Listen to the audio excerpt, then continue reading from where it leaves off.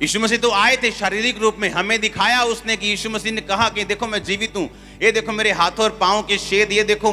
उसमें शांति मिले, चेलों को बोल गए। चेले बड़े खुश थे जब चेलों ने बताया थोमा तू यहां नहीं था, यीशु मसीह आए थे। कह रहा मैं नहीं मानता। जब वो बोल रहा था तब भी यीशु मसीह वहीं पे थे।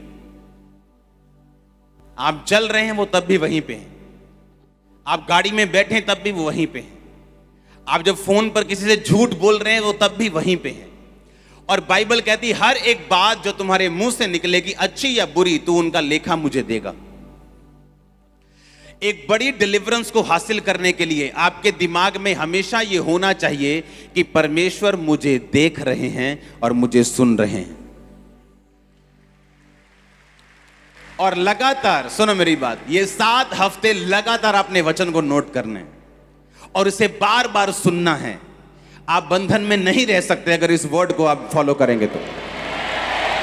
ये पॉसिबल नहीं। वो आपके परिवार का हो, आपके फाइनेंस का हो, शरीर का हो, बीमारी का हो, वो माइंड का हो, डिप्रेशन का हो, वो इंसानों का हो, वो बॉस का हो, वो स्टाफ का हो, कोई भी हो, आपकी लाइफ से गिर जाएगा, झड़ जाएगा यीशु के नाम में। अपने पड़ोसी को बोलो परमेश्वर तुझे देख रहे हैं और तुझे सुन रहे हैं। आमीन।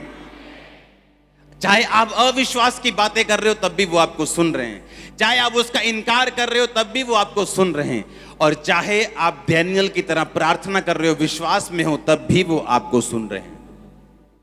उसको हर एक चीज मालूम है। बाइबल कहती है यहोवा की आंखें नित धर्मी को देखती हैं और यहोवा की पलकें नित धर्मी को जांचती रहती हैं। हर वक्त परमेश्वर आपको जांचता है। आपकी स्पिरिचुअल लाइफ का हाल क्या है, आपकी विश्वासी जिंदगी कैसी है, आप कैसी जिंदगी जी रहे हैं, आपका विश्वास कैसा है, आपकी प्रेयर कैसी है, वो हर एक चीज को आपकी नोटिस कर रहे हैं। अगर बड़ा छुटकारा चाहिए तो ये दिमाग में रखना है कि परमेश्वर मुझे देख भी रहा है राइट नाउ और सुन भी रहा है।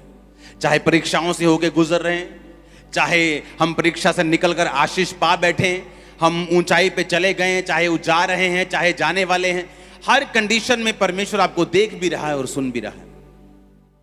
आपका अंगीकार क्या है, आप लोगों से आप बात कैसे करते हैं और पीठ पीछे आप कैसे हैं, वो आपको देख भी रहा है और सुन भी रहा है। जो लोग इस कॉन्शियसनेस में चलते हैं कि नहीं परमेश्वर मुझे देख रहा है, तो गलत काम करने के टाइम अगर आपको ये नॉलेज होगी कि परमेश्वर मुझे देख भी रहा है और सुन भी रहा है, आप बच जाएंगे। क्योंकि उस समय पोतीफर की पत्नी के अलावा और वहां कोई मौजूद नहीं था, उसका बॉस वहां पे नहीं था, लेकिन उसे मालूम था कि बॉस वहां हो ना हो लेकिन परमेश्वर वहां मौजूद है। उसे यह भी मालूम था कि मेरी की गई प्रार्थना का उत्तर शायद मुझे नहीं मिल रहा, जो दर्शन परमेश्वर ने मुझे दिखाए थे वो भी पूरे नहीं हो रहे। मैं कहां राजा हूं, मैं तो एक घर में नौकर हूं, एक हेड नौकर हूं। वो परमेश्वर का विजन शायद एक आत्मिक इल्यूजन था मेरी लाइफ में। हम जब धर्म में जाते हैं तो इल्यूजन हो जाते हैं, ऐसा होगा ऐसा होगा, वो शायद ऐसी चीज थी। लेकिन उसे मालूम था, फिर भी वो परमेश्वर के साथ इस कॉन्शियसनेस में रहा कि अगर मैं गलत काम कर रहा हूं तो परमेश्वर मुझे देख रहे हैं, मुझे सुन रहे हैं और मुझे इसका बदला मिलेगा।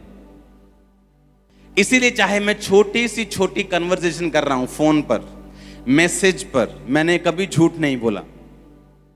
मुझे पता है परमेश्वर मुझे देख रहे हैं और मुझे सुन रहे हैं। अगर मैं जा रहा हूं, अगर मैं जिस जगह पे हूं, मैं वही बताता हूं, मैं यहां पहुंचा हूं, नहीं 10 मिनट नहीं लगेंगे, 15 मिनट लगेंगे, क्योंकि मैं यहां पे हूं। और लोग सरसरी झूठ बोलते हैं, हाँ जी कितने, मैं आ गया जी 5 मिनट, और अभी घर पे टाई लगा रहे हैं। उन्हें आदत है छोटी छोटी बातों में, उन्हें लगता है कि ये जिंदगी जीने का तरीका है, हर बात में गाली निकालना, उन्हें लगता है ये कूल चीज है। और परमेश्वर आपको ट्रेनिंग देगा, उसका आत्मा आपको ट्रेनिंग देगा कि अपनी लाइफ में, फैमिली में, हाउस होल्ड की चीजों में, रोज घरेलू चीजों में, अपने बिजनेस में किस तरह से आपने बिना झूठ और इस कॉन्शियसनेस से चलना है कि परमेश्वर मुझे देख भी रहे हैं और सुन भी रहे हैं। और जब ये प्रैक्टिस करनी आपको आ गई, आपको परमेश्वर प्रैक्टिस करवाएगा, पवित्र आत्मा से जब आप मांगेंगे वो आपकी मदद करेगा कि आप इस हिसाब से चल सके कि परमेश्वर आपको देख रहा है, वो सुन रहा है। तो होता क्या है, जब आप इस कॉन्शियसनेस में, इस दिमाग से, इस सोच से चलना शुरू होते हैं, परमेश्वर आपको डिलीवरेंस के लिए तैयार करता है। एक परिवार जिसमें सब कुछ है, पैसा है, ताकत है, शोहरत है, लेकिन उसका एक ही बेटा अगर बिगड़ जाए तो उसे डिलीवरेंस की जरूरत है, और वो उनकी मानने के लिए तैयार नहीं। उसकी सोच अलग है, उसने अपनी सोच बना के रखी। अब उस चीज से अगर कोई आपको डिलीवर कर सकता है तो वो सिर्फ परमेश्वर है। आपकी लाइफ में ऐसे मसले जरूर आएंगे, हर एक बंदे की लाइफ में, जहां उसको कोई मेडिकल साइंस, कोई इंसान, कोई मां, कोई बाप, कोई भाई, कोई अमीर गरीब, कोई पॉलिटिशियन, कोई बंदा उसे डिलीवर नहीं कर सकता जब तक परमेश्वर उसकी जिंदगी में ना हो तो। हालेलुया।